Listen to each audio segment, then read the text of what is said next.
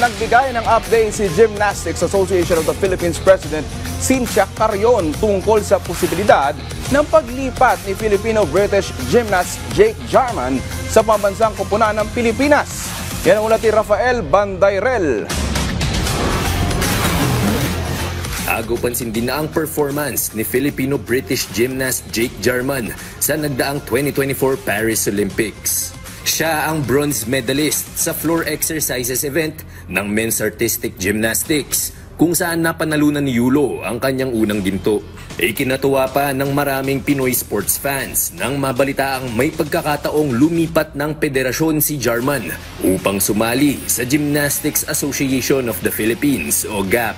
Tubong Cebu ang nanay ni Jake na si Ana Jarman, kaya naman kwalipikado siyang maging national athlete ng Pilipinas. Pero sa ngayon, mananatili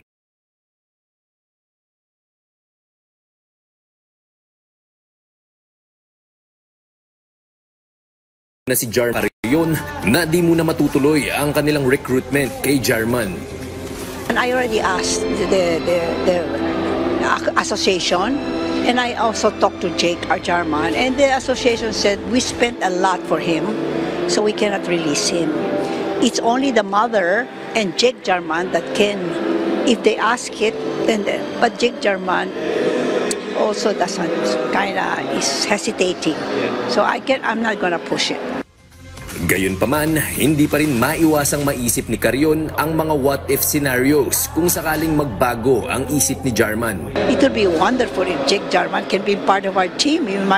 Carlos, Eldrew, Jake Jarman, Miguel, wow, winner na kami. Sa kabila nito, hindi pa naman huli ang lahat.